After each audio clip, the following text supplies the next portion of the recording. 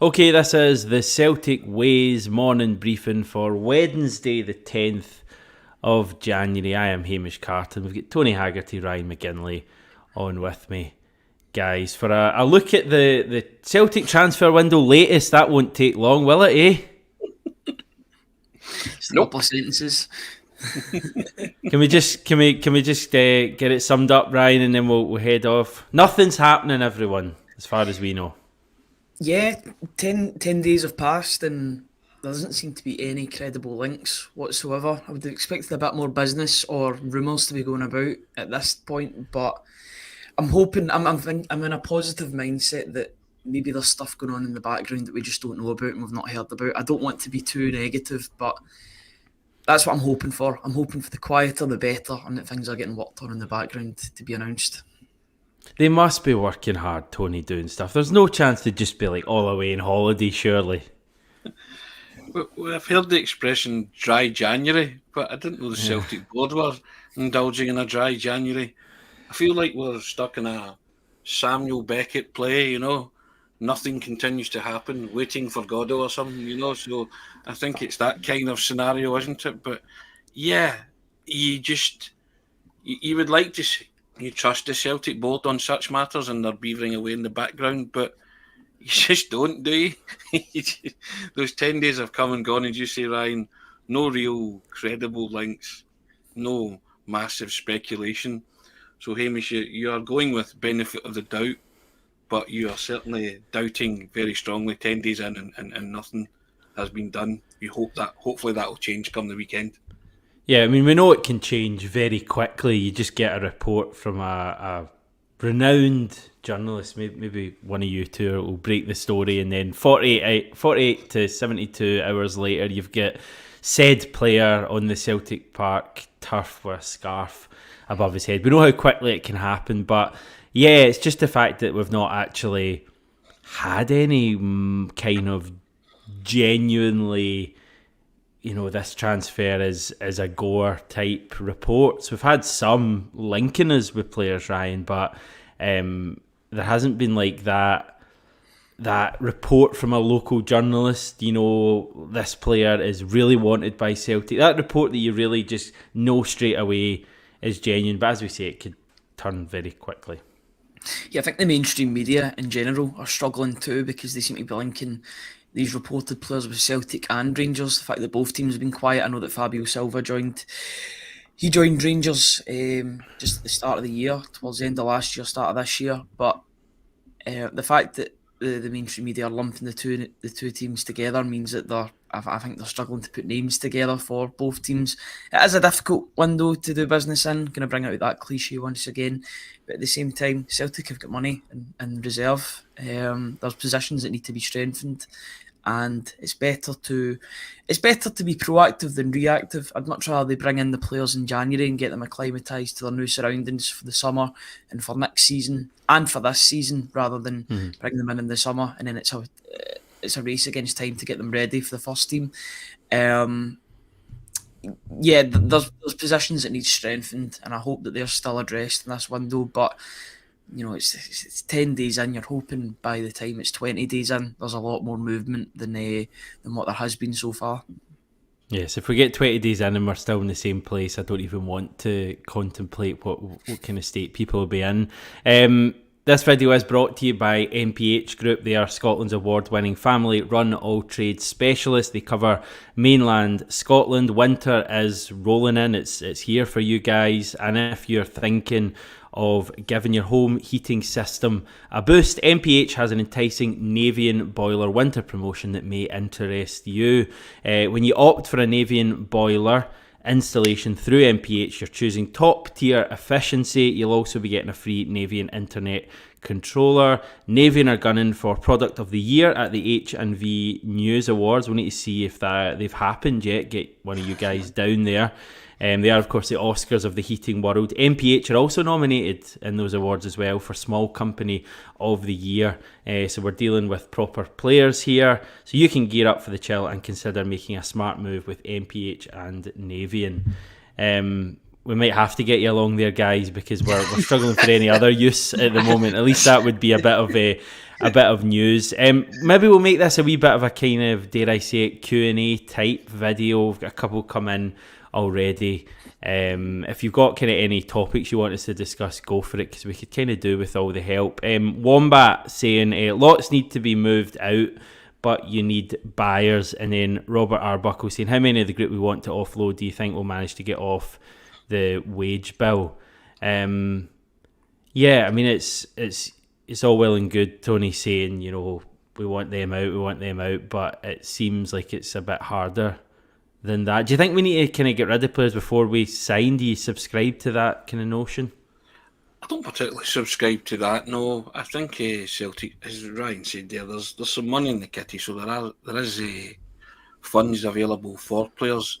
It's hard to get rid of players, isn't it, when they, excuse me, if they've just been associated with not playing for Celtic, or, you know, I hate to use the word failure, because you don't fail when you make the grade at Celtic and you play some kind of minutes, but if you don't break into this particular team or the team of the past couple of years, then that's no disgrace, because they've did very, very well. So, but I just think some players, you know, the likes of James McCarthy, that's a hard sell for somebody, isn't it?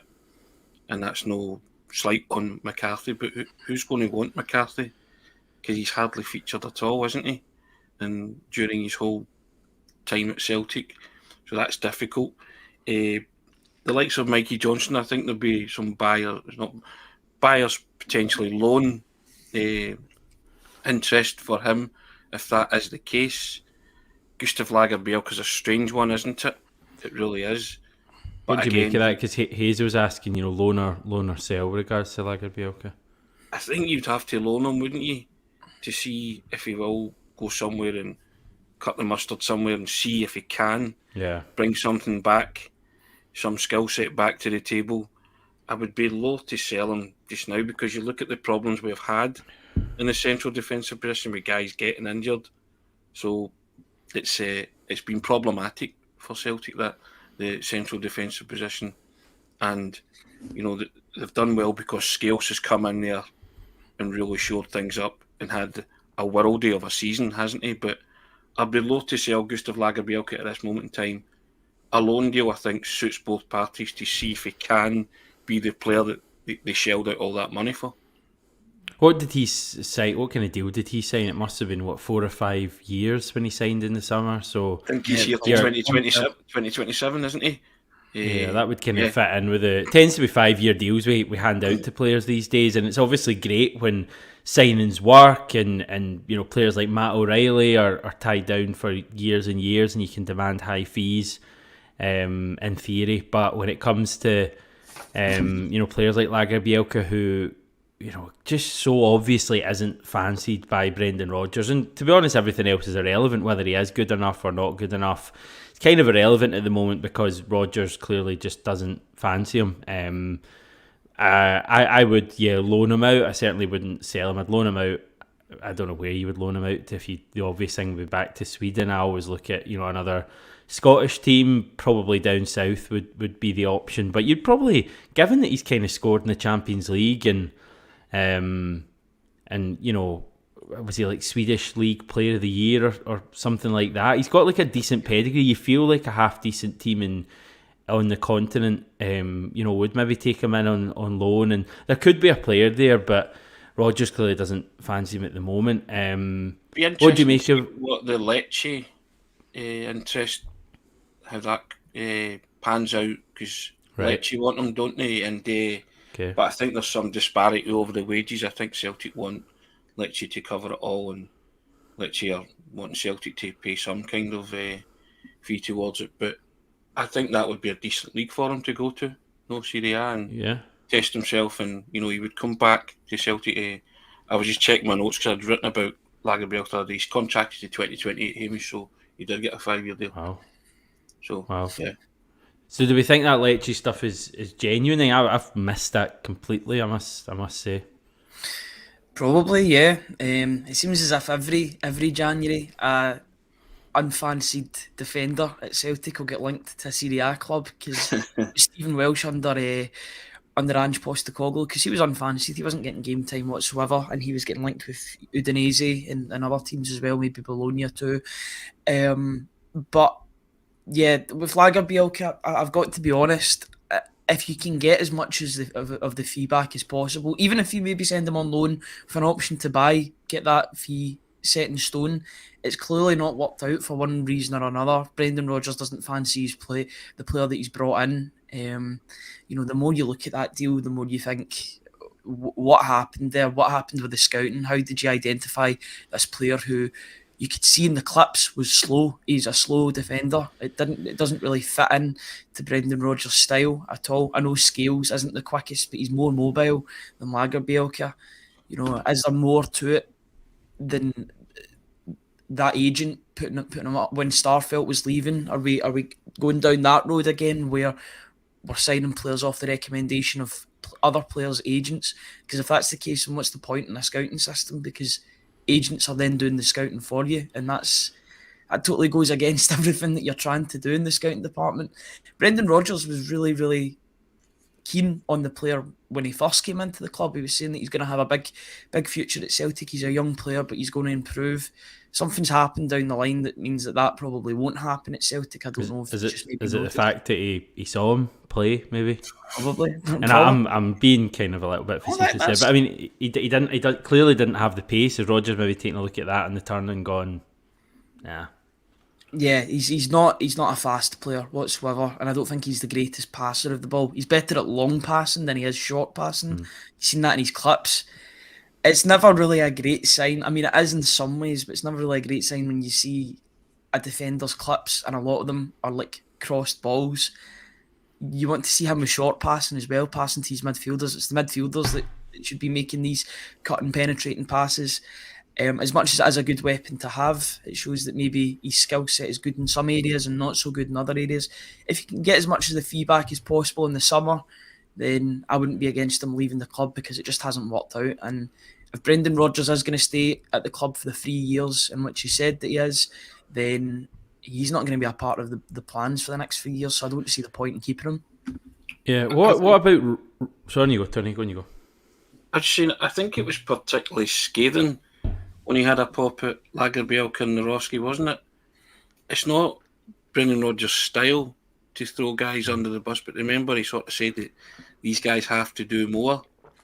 And I think he was more willing to accept that Rivrovsky could come into the side, which he has done in the past couple of games. But I think that was a warning shot over the bow to Lagerbielke, just sort of saying, look, basically saying to the Celtic supporters, I'm watching this guy in training. He's just not doing it for me. And I'm just letting you know ahead of, the January window, because don't be surprised to see him go on loan or maybe a permanent transfer. But I think you're right, Hamish. It was very clear from very early that he just didn't like him or rate him, did he? And I think that wee kind of spiel that he gave in that Q&A just sort of let fans know, in case they were kind of wondering, why have we got, because lots of people were saying, why do we have £7.5 million worth of defenders not featuring and not getting a look in, being axed from squads? He was just saying to you, this is why. But I think he kind of extended the olive branch to Mike Navrovsky more than he did with Gustav Lagerbielke, despite the goal against Feyenoord as well. He didn't exactly praise him or big him up for that either, did he? He just sort of was like, yeah, well, he couldn't. It would have been a terrible spanner in the works for him, especially for a guy that doesn't want to play Raging, we beat them.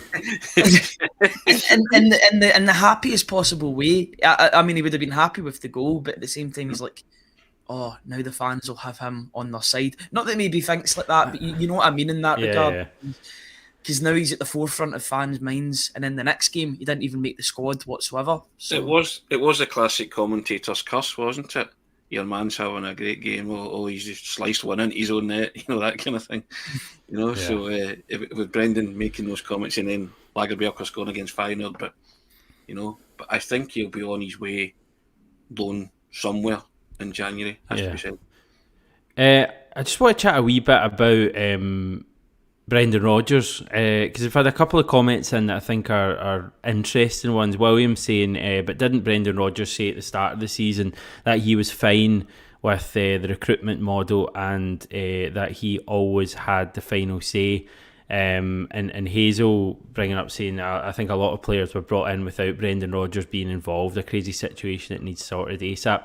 I think there's merit in that comment from Hazel. I think a fair bit of the business Celtic did in the summer, I'm not saying that like players were signed and Rodgers was basically told who was turning up for training and that's what happened, but I don't get the impression that Rodgers was, in fact I'm pretty sure Rodgers wasn't taking as much to do with recruitment as Postecoglou was at Celtic, and Rodgers said as much in the summer on a number of occasions. He said, I'm here as a coach to improve players. The recruitment team, he felt, had come on a lot since his first spell at the club, and they were there to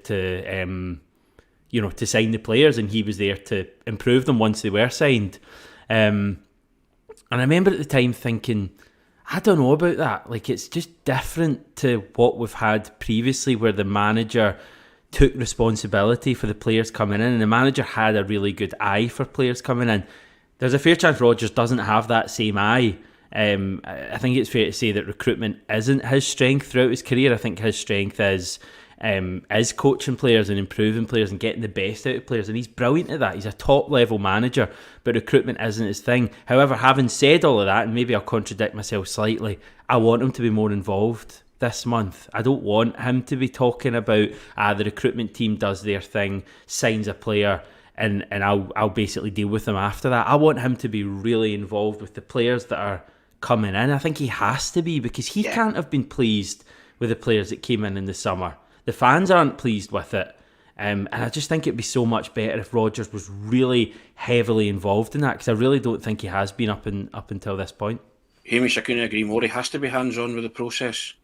Now, what he said at the start when he came in, it's night and day from what he said at the AGM. Remember, he said at the start he works with the players that he's provided, right? That's the comments that you're alluding to. And then at the AGM he said, there's not a player that comes into this club that I don't have the final say-so. But I think Celtic were far down the road with these players that were brought in, that he's maybe just, as you said, not been as hands-on as he should have been. And he's just had these players brought in for it. He's went, right, okay. And he's worked on the fact that I'll make them better. And then he's had a look at them and he's thought, they're maybe not the quality that he thought was coming into the building. So that's why in this January window, he has to be hands-on. He's spoken about quality. That's been his buzzword since from the moment he's came in. And he has to be hands-on in that process to land the quality players that he wants and bring in at least one or at least two. One quality player, fine, but he needs at least two quality players to come in. And if he has to make do with a couple of loans, so be it. But Celtic need players for this final push on the business end of the season. And the manager's well aware of that. And I think, as you say, he has to be all over it now. And the difference between Brendan Rodgers and Ange was, Ange did have a brilliant eye for a player. Ange used all the knowledge that he had, the local knowledge of the Japanese league. And he had a great kind of way with him and how he scouted players. And he said he saw them, he envisaged them fitting into his system. That's what he said when he went to Clairefontaine and he spoke to that guy, and he said, when you know, you'll know. So Ange was always turning over in his head, this guy, that guy, and had great success with that because he trusted himself.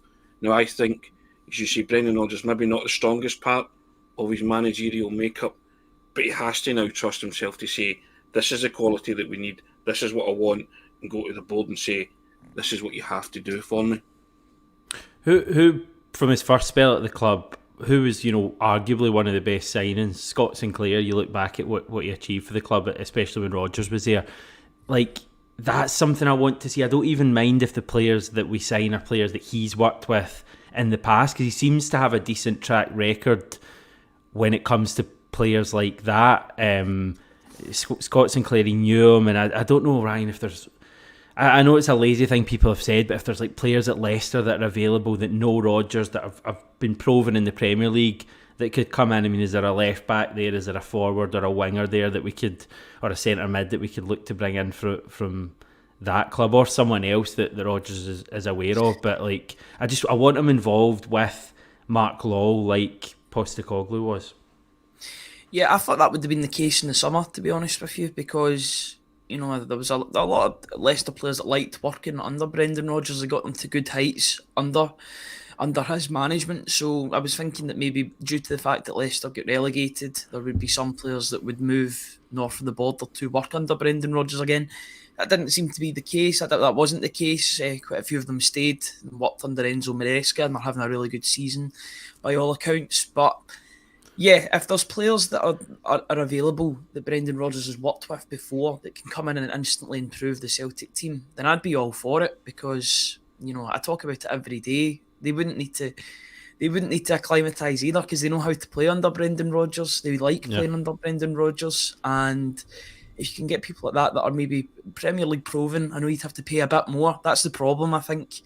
Maybe Brendan Rodgers can identify players, but the players that he can identify aren't in the same market. Ange Postecoglou, the Japanese market is a lot cheaper than the Premier League. There's a lot less eyes on the J League, maybe more so now due to the players that Celtic have brought in, Brighton too. I know there's a couple of other Japanese players going about the place as well. The Premier League's a notoriously difficult league to get young players from, because if you're a good young player, then all the big teams are looking at you, and then if maybe those teams in the Premier League aren't looking at you, then there's teams in Germany as well. Borussia Dortmund have had success with that in the past as well.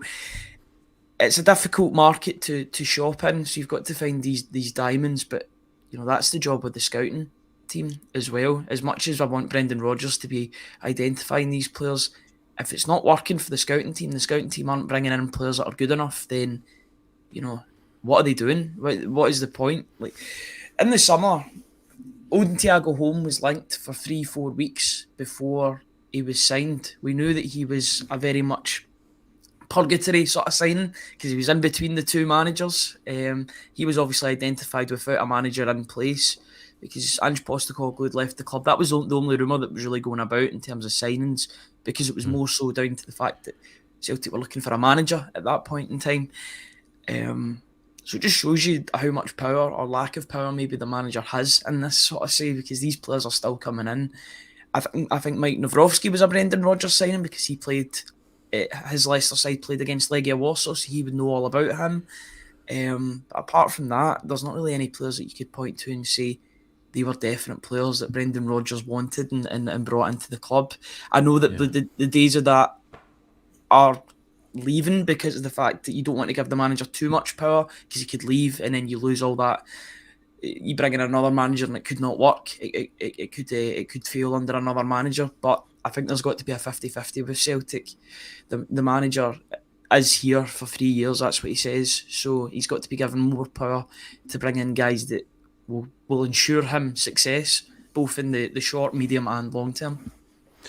I mean, I'm kind of listening to the point I just made before you there, Ryan, and I'm not trying to say that I want Rodgers to pick every signing and sign every signing, because we have a recruitment team, and like, I've not got a problem with looking in the kind of underdeveloped markets or better value markets around Europe and around the world, but it has to be for a kind of higher level of player than it was in the summer. Probably Nawrowski and Palma aside, maybe. I think they probably do fit the kind of pedigree we should be looking for. Nawrowski certainly, but I want to see more of that. But what I'm saying is, like, Rodgers in that first spell, like, he came right in, the ego was there, and he brings Scott Sinclair in, like his old mate from his old club, who himself was struggling a bit, and basically you kind of knew that signing was going to work. I mean, maybe I'm misremembering, but you just knew when Scott Sinclair came in that it was going to be a success. I want a signing like that in January, one that you've almost got no doubt about, like a big name. Doesn't even need to be a big name, sorry, just one that gets people excited. That's where we're at. I think with Scott Sinclair, he signed the deal and came on as a substitute at Tynecastle and scored the winner, and you see Same from day. then on just hit the ground running. Yeah, the same day, and it was all very whirlwind, but you had a brilliant feeling about it, didn't you?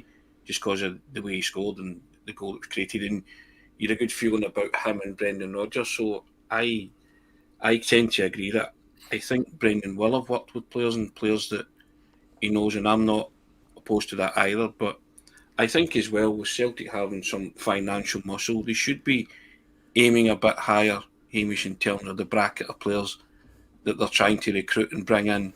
And Brendan knows a lot about certainly the Premier League in England, so he'll know what players are affordable and who he can get. It's his job to know that, and also as well, you do have to throw shade on the recruitment team and say what have you been doing? How has it come to this that you're scrambling about 10 days into the January window with nobody identified as of yet, and no real speculation as to solid targets. It's not the way you wanted to conduct. It's what you feared would happen. But even the manager gave you hope when he said he was looking to do a couple of early things in the window. That was the last thing he said to Ryan after the St Mirren game. So that gave you real kind of hope, and you thought, all right, there's something in the pipeline. But as the days tick by, you think, what's happened here? No update, no nothing. And that's what's worrying and very concerning, I think, for a lot of Celtic supporters at this moment in time. Yes. That's where we're at. Ryan, you get any thoughts? I'm trying to think about Leicester players that could come in and make a difference. The problem is the ballpark has changed, I think, down south with transfer fees as well. So any of those first team players would demand big fees. You're looking at Sinclair, who was at Swansea. That was a perfect storm of a player that completely flopped it. Well, he didn't get any games at Man City, but then he played for Aston Villa and hardly got a look in. He didn't do so well there. That was a great opportunity for both to sort of revitalise their careers with each other, with Brendan Rodgers and Scott Sinclair, and it worked to perfection. The problem is now, if you're looking for that same player, you're not going to get a James Maddison, you're not going to get a Jamie Vardy, you're not going to get a Yuri Tielemans or anybody like that. Even James Justin, he's a player that's doing really well in the Championship just now. So you're having to look further down the pecking order, and you're looking for players that are going to make an immediate impact. So that's... I'd say it's more down to the scouting team, and you might have to part with more money, but I don't want Celtic gambling this title in the second half of the season. I want them making sure that it is a win before the season is out. That there is a lot of money to be gambling with, and the board will know all about it if they gamble with that and they lose their gamble and they lose it big in the second half of the season, because it's still close. That as good as those four results were. It's good those four results were before Christmas and New Year into this winter break. It's still going to be a tight race from now until the finish, I believe. So, I'd much rather they confirm it. What's 6, 7, 8, 9, 10 million? That'll be nothing in the grand scheme of things with the riches that Celtic could get in the Champions League next season. Speculate to accumulate, be proactive rather than reactive, and make sure the title doesn't leave Celtic Park, basically. That's it for me. I mean, we know that the money is there. We've seen the results, and we know the money is there. Spend the money over the next few weeks and get in quality. The squad is in need. You almost feel as if we've had our big warning this season. Really, really struggling at one stage. Rodgers and the team managed to pick things up. We're now in a much better position than we were, but we can't afford to rest on our laurels. We need to kick on. Hamish, you get it back tenfold if you spend the money. And imagine you do well as well in the Champions League. Correct. So the riches of the Champions League, you're getting it back. Whatever outlay you do in January, you're going to get it back by winning the title, getting access to the new Champions League. And then, as you say, it's a new format, it's a new competition. You recalibrate, you hit the reset button as well yourself, and you go and try and make a wee bit of history in this competition if you can. Got to get into that mindset. Like, this is something completely different, completely new Celtic, and that's what you're gambling with here. But you're gambling with it with the fact that you're actually not spending money that you have. It just seems a crazy way to go about your business. They could turn around and say, well, the the prices were too high previously, but surely they can't be that high. You have some wriggle room there. You have some financial flexibility, and we're not saying go out and be reckless. I've said this before. Yeah, you can still be prudent, but you can still get in quality players, and you can still offer them a decent wage, and you can still spend a chunk or a percentage portion, whatever you want to say, of that cash, that rainy day money that you keep telling us about. It's vital that they do that because the stakes are very high for this particular title. You want to be part of this new Champions League. You cannot gamble with that. You have to do what's necessary to secure this title. And you want to kick on as well in the second half of the season. You want everyone, up for it. I've had myself on mute for a wee bit. I don't know if you can hear it. I don't know what the hell is going on in this building, but there's obviously... it was a transfer alert, but it's not. If only. The building may be burning down. I don't know what's happening. I'll maybe log off in a wee minute and see what's happening. You can have a final say each, guys.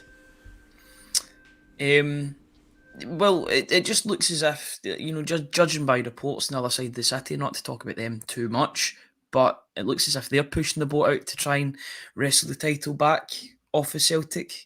Now, I'm not saying to be reactive in that sense and do business only because Rangers are doing business, but Celtic have got to make sure that their squad is strong enough to get the job done. And, with guys like Hatate and Abada coming back, yes, I know they'll feel like new signings, but I think even just a couple of quality additions, 2 quality additions to this team, plus those additions coming back from injury. You've got Carter Vickers coming back from injury as well, Nawrowski coming back into the team. It'll make everybody feel a lot better about themselves.